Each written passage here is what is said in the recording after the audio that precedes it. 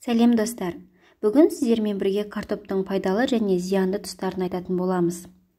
Арамызда мен картоп жей алмаймын, немесе маған картоп жеген ұнамайды дейтіндер бар дегенге сену өте қиын. Әсіресе картоптан жасалған картоп қытырлақтарын тағамдық құндылығының аздығына немесе зиянына қарамастан сүйіп жейтіндердің қатары аз емес. Картоптың құрамында С, В1, В2, В6, В9 дәрумендерінің бай көзі, кальций, темір, магний, натрий және фосфор бар. Оны кез келген уақытта сатып алуға болады. Ешқандай арнайы шаралар керек емес. Тек құрғақ жерде сақтау керек.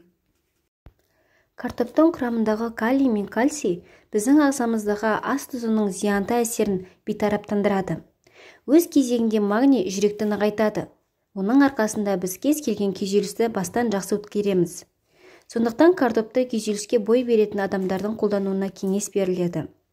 Оның құрамындағы балластық зат асқазан ішек жолының жұмысына өте пайдалы әсер етеді. Фосфор біздің тістерімізге және қызыл иекке пайдалы әсер етеді. Сондай-ақ өсу процестеріне қатысады. Сондықтан ол жас балаларға өте пайдалы.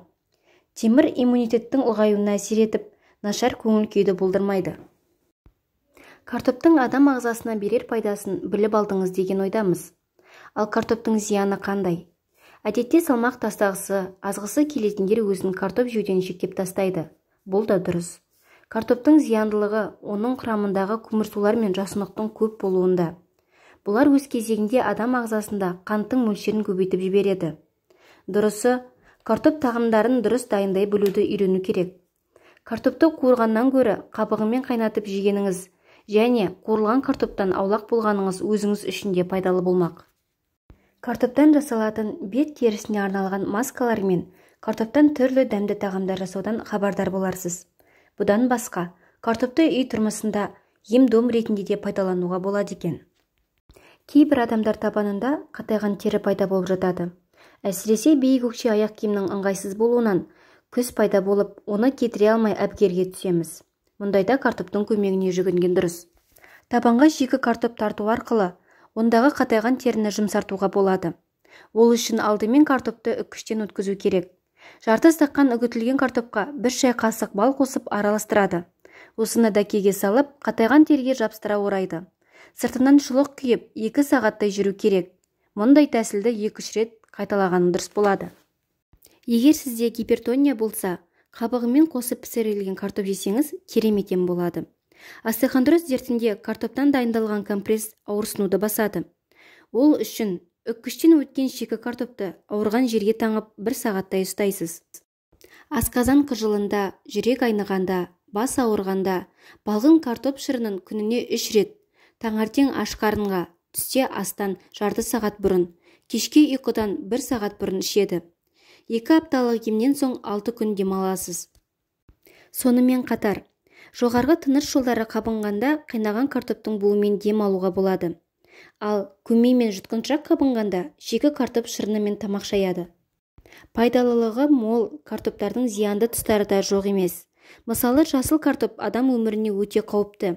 Осындай жасыл түсті дақтары бар картоптың бойында улы заттар көп болады.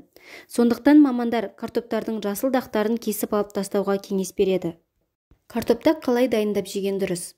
Ғалымдар картоп дайындаудың жаңа және пайдалы әдісін ойлап табуға шақыруда. Мәселен, қысқа толқынды пеште С дәрумені көп ыдырамайды және оның картоптағы дозасы 50% ұзақ сақталады. Бірақ бәрінен де қабығы ашылмай піскен картоп пайдалы. Қабығымен пісірілген картопты ашып дайындалған картопқа қарағанда қорекет заттар әлде қайда көп сақталады. Халық арасында картопты қабығымен жеуге болмайды деген қате пікір қалыптасқан. Айтқанымыздай, бұл қате түсінік. Шындығында картопты қабығымен дайындаса, оның пайдасы әлде қайда көп болады. Тек картоп түйнегін щеткамен жуу қажет. Картоптың ең қауіптісі ол крахмал. Пісіру кезінде ол ішекте глюкозаға дейін бөлініп, қанға тез сіңіп кететін жеңіл күйге ауысады. Ал бұл артық салмақ қосуға ықпал етеді. Дегенмен мұндай әсерді 2 жолмен төмендетуге болады. Бірінші тәсіл – картопты тез және сусыз дайындау арқылы. Бұл әдіс бойынша әзірлесе, крахмал резистентті күйде қалады. Сонда крахмал бөлінбейді, тоқ ішекке бүтіндей жетеді. Нәтижесінде сіз глюкозаның зиянды әсеріне ұшырамай, ағзаңызға пайдалы бактерияларға сүйікті тағамын бере аласыз. Екінші тәсіл – картопты суытып жеу. Бұл ретте крахмал қайтадан резистентті болады. Сондықтан кешеден қалған картопты жеген пайдалы. Ал егер суықтай жей алмасаңыз, шамалы жылытып алсаңыз да болады. Егер сіздерге картоп жайлы берілген ақпаратымыз ұнаса, арнама тіркеліп, лайк басып, комментарий жазып қолдап кетіңіздер.